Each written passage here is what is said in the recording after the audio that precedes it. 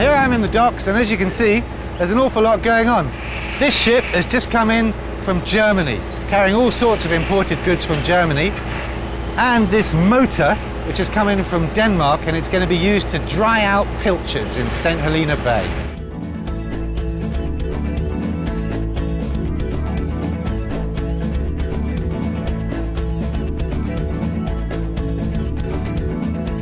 Now this ship, the Padre, has sailed in from Australia with a Filipino crew, and it's carrying barley for South African beer. It's phenomenal really, isn't it? I wonder where on earth that one's coming from.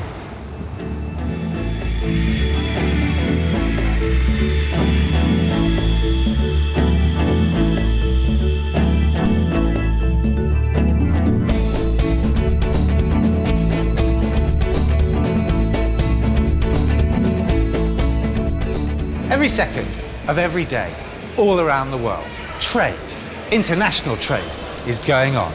I'm involved, you're involved, our families and friends. International trade takes on a momentum of its own. This airport is a transit point, not just for people, but for goods too. Sale of our goods that are going overseas and goods from overseas that are to be sold here. In economic terms, we call this imports and exports. And for many companies, this is the ultimate business frontier, satisfying not just local demand, but global demand too, becoming players in markets all over the world. And just how much we as a country should be importing and exporting is a subject of frequent and often heated debate between economists, the government, business and labour.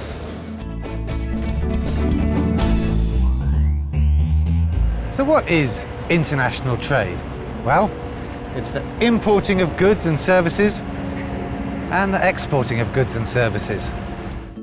So, what does South Africa import?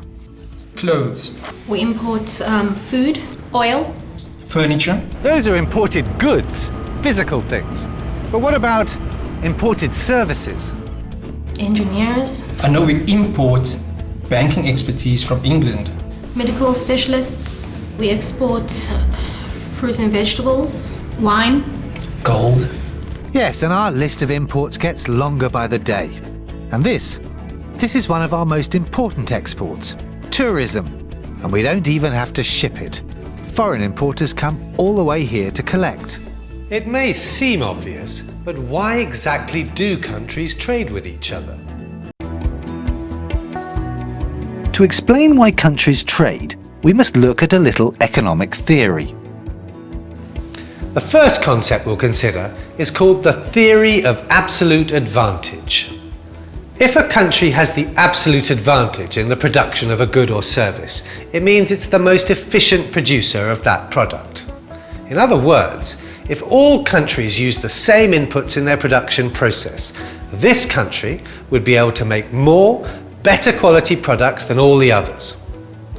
Let's construct a simplified theoretical example to illustrate the point. Imagine for a moment that we live in a world where there are only two countries, South Africa and Japan. Now both countries have differing capabilities to produce two products, wheat and DVDs. Now, over a certain time period, South Africa can either produce 55 bags of wheat or 11 DVDs, using all their resources. Japan, on the other hand, can either produce 18 bags of wheat or 72 DVDs, using all the available inputs that they have.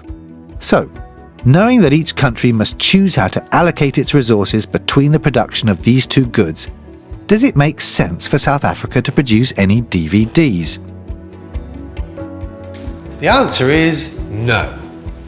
Japan is obviously much more efficient in the production of DVDs than South Africa, while South Africa is much more efficient in the production of wheat than Japan.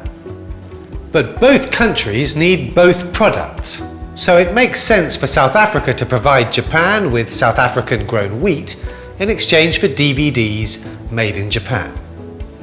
If each country concentrates on producing what it's naturally good at, if they specialise in that good, both countries can then trade with each other and end up with more of both products than if they'd tried to produce it all themselves.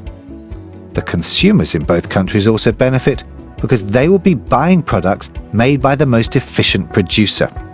And according to the economic theory, it means that the price paid for these products should be the cheapest. Why? Well, because the producers making the two products are the most efficient at it and can make more of the product for less than their competitors. Remember that as a consumer, you will not buy the same product from a seller who's more expensive.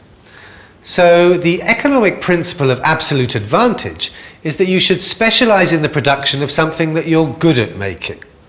You will be efficient in the production of that good or service, and the price you sell at will be the most competitive. Now, why is this considered so important in economics? Well, remember, economics is all about satisfying unlimited wants and needs. How can we get all of the things we want with such limited resources? Resources we really can't afford to waste through inefficient production. Okay, let's try and take the theory a bit further. According to this new table, we assume that South Africa has an absolute advantage with both products.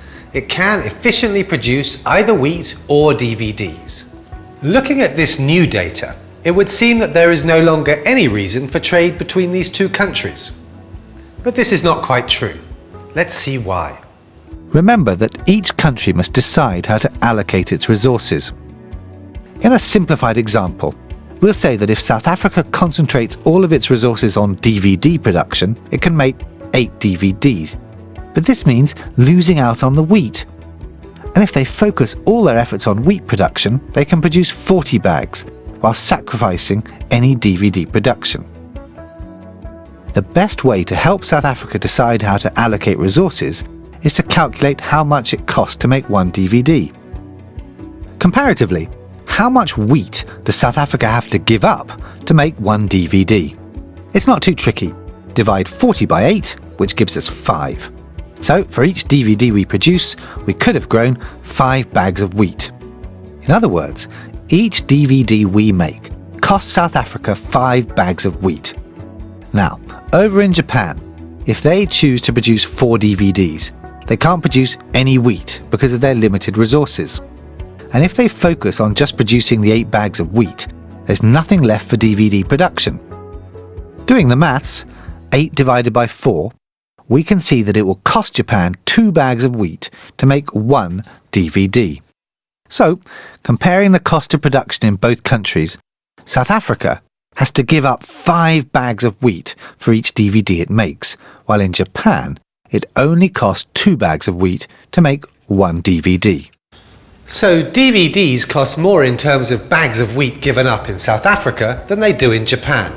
Or in less clumsy language, it's cheaper for Japan to make DVDs, so Japan should make the DVDs. And it also makes sense that South Africa should produce the wheat. And that's the theory of comparative advantage. Remember, don't let the numbers confuse you. They're just used to help us understand the theory. If you need to,